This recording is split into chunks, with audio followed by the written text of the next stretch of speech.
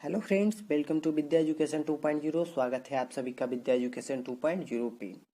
आज की क्लास में हम लोग बात करने वाले हैं क्लास 11th फिजिक्स का पहला लेसन, जिसका नाम है मात्रक और बीमा, जिसका पार्ट 7 करने वाले हैं। तो आइए बिना देर किए क्लास को हम स्टार्ट करते हैं। कहता है कि कुछ ऐसे भौतिक राशि हैं जिसकी एसआई मात्रक जो होती है वह समान होती है। जिसे में फर्स्ट में है चाल और वेग का जो एसआई मात्रक होता है वह क्या होता है, मीटर प्रति सेकेंड। चाल या वेग का एसआई मात्रक क्या होता है, मीटर प्रति सेकेंड होता है। संवेग या आवेग का एसआई मात्रक होता है केजी मीटर प्रति सेकेंड, या फिर कह सकते हैं न्यूटन सेकेंड। किसका एसआई मात्रक, तो संवेग और आवेग का। आगे है वेग प्रवणता, आवृत्ति, कोणीय आवृत्ति। इसका एसआई मात्रक होता है प्रति सेकेंड। प्रति सेकेंड 1/s को हम कह सकते हैं कुछ नहीं तो पावर 1 है।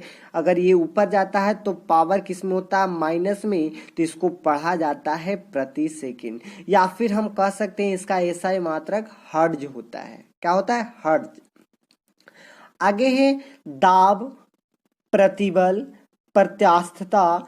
इसका जो एसआई मात्रक होता है वह न्यूटन प्रति मीटर स्क्वायर होता है। क्या होता है, न्यूटन प्रति मीटर स्क्वायर। या इसको हम इस तरीके से भी लिख सकते हैं, न्यूटन प्रति मीटर स्क्वायर, ऐसे भी लिख सकते हैं, या नहीं तो इस तरीके से भी हम लिख सकते हैं। आगे है पृष्ठ तनाव, स्प्रिंग नियतांक। इसका जो एसआई मात्रक होता है न्यूटन प्रति मीटर होता है। ये सारे जो भौतिक राशि हैं इसकी क्या है, एसआई मात्रक। जैसे कि चाल और वेग दो भौतिक राशि हैं जिसका एसआई मात्रक क्या है, दोनों का सेम है। संवेग आवेग ये दो भौतिक राशि हैं जिसका एसआई मात्रक समान है। वेग प्रवणता, आवृत्ति, कोणीय आवृत्ति ये तीन भौतिक राशि जिसका एसआई मात्रक समान है। दाब, प्रतिबल, प्रत्यास्थता इसका भी एसआई मात्रक समान है।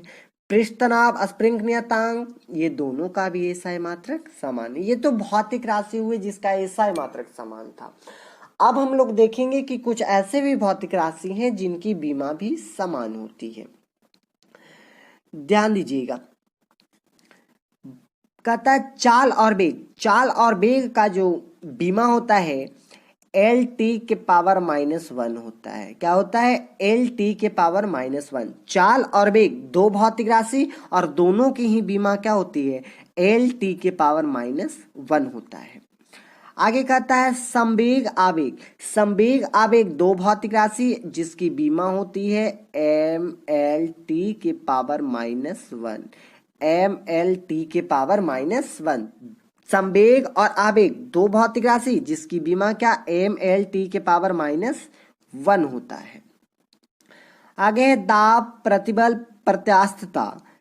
ये तीन भौतिक राशि हैं, दाब, प्रतिबल, प्रत्यास्थता, जिसकी बीमा होती है एम एल के पावर -1 टी के पावर -2 होता है। क्या होता है, एम एल के पावर -1 टी के पावर -2 होता है। आगे कहता है प्लांक नियतांक, कोणीय संवेग। प्लांक नियतांक और कोणीय संवेग जिसका बीमा होता है एम एल के पावर 2 टी के पावर -1 होता है। प्लांक नियतांक और कोणीय संवेग दो भौतिक राशि जिसकी बीमा क्या होती है, तो एम एल के पावर 2 टी के पावर -1 होता है। आगे है आवृत्ति, कोणीय आवृत्ति, कोणीय वेग तथा वेग प्रवणता। ये चार भौतिक राशि हैं, आवृत्ति, कोणीय आवृत्ति, कोणीय वेग, वेग प्रवणता। ये चार भौतिक राशि जिसकी बीमा होती है टी के पावर -1। ये चारों भौतिक राशि की बीमा क्या होती है, टी के पावर -1 होती है।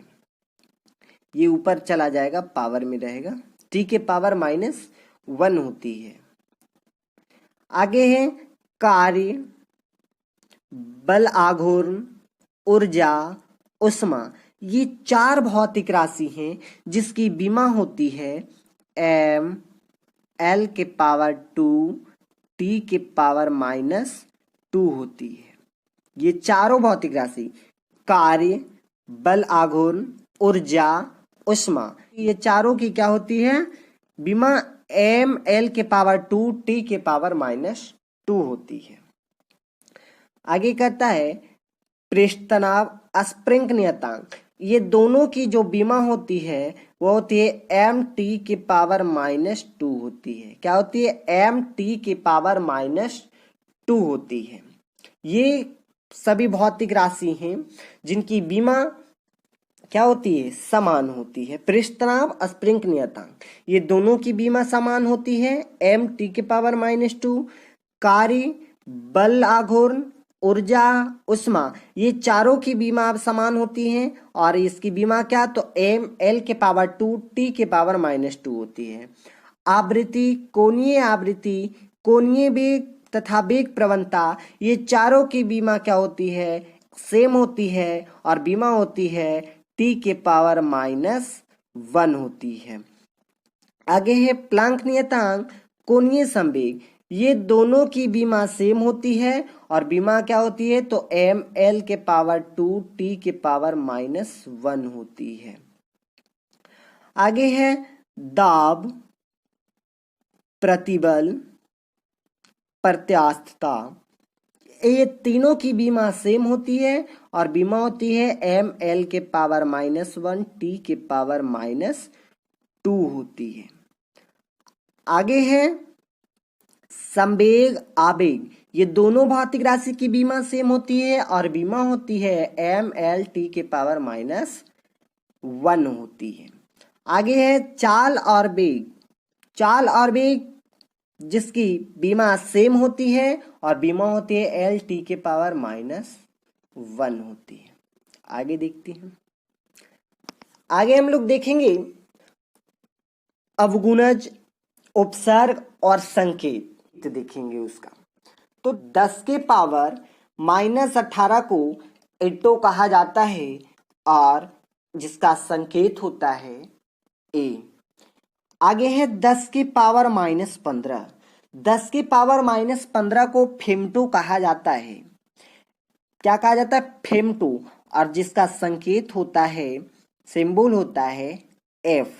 आगे है 10 के पावर -12, तो 10 के पावर -12 को कहते हैं पीको, जिसका संकेत होता है p। आगे है 10 के पावर -9, तो 10 के पावर -9 को नैनो कहा जाता है, यानी इसका उपसर्ग क्या है? नैनो है और इसको n से सूचित करते हैं। आगे है 10 के पावर -6, तो 10 के पावर -6 को माइक्रो कहते हैं और जिसका सिंबल होता है म्यू। 10 के पावर है -3 जिसको कहते हैं मिली, जिसका संकेत m। आगे है 10 के पावर -2 जिसको कहते हैं सेंटी, जिसका संकेत है c। आगे है 10 के पावर -1 जिसको कहते हैं डेसी, जिसका संकेत होता है d। अब ध्यान दीजिएगा, ये तो पावर माइनस की बात की कि 10 के पावर -18 है तो कहेंगे एटो, जिसका संकेत ए। 10 के पावर -15 फेमटो, जिसका संकेत एफ। अब इसी को प्लस में हम लोग देखेंगे, पावर प्लस में, तो ध्यान दीजिएगा, कहता है 10 की पावर 18 को पढ़ा जाता है हेक्सा। 10 की पावर 18 का प्रीफिक्स क्या है? हेक्सा, जिसको ए से सूचित करते हैं। 10 की पावर 15 को पेंटा, जिसको पी से। 10 के पावर 12 को टेरा, जिसको टी से। 10 के पावर 9 को जिगा, जिसको जी से। और 10 के पावर 6 को मेगा, जिसको एम से। 10 के पावर 3 को किलो, जिसको के से। और 10 के पावर 2 को हेक्टो, जिसको एच से। और 10 को यानी 10 के पावर 1 को डेका कहते हैं, जिसका संकेत होता है डी। तो ये था आपका, जैसे 10 के पावर -18, 10 के पावर 18, 10 के पावर -15, 10 के पावर 15, ये सभी क्या है? तो ये सभी हैं अवगुणज। अब जैसे कि 10 के पावर -12 को पढ़ते हैं पिको, तो ये जो पिको पढ़े यह है उपसर्ग। 10 के पावर 12 को पिको पढ़े यह क्या है? उपसर्ग, और इसका संकेत होता है क्या?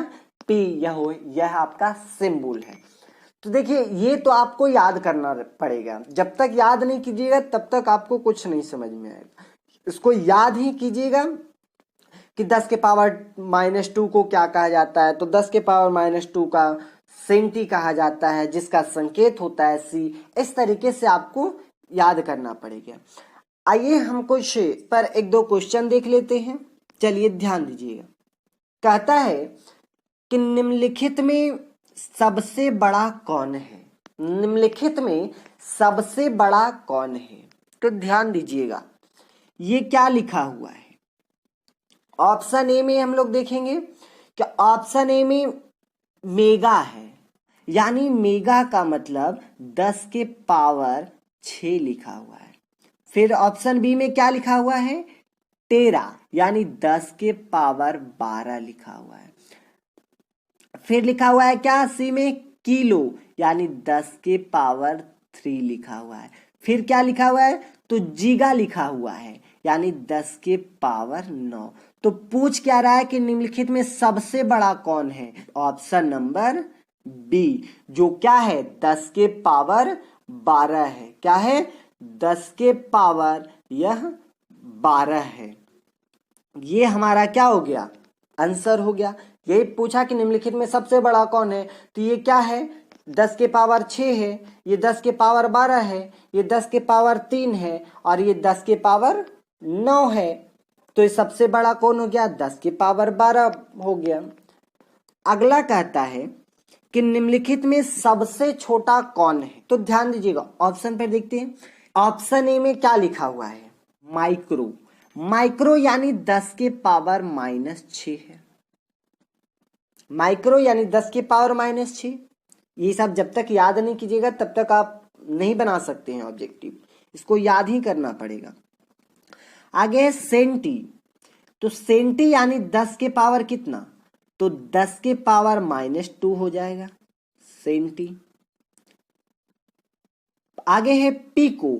तो पीको यानी 10 के पावर कितना? तो 10 के पावर -12।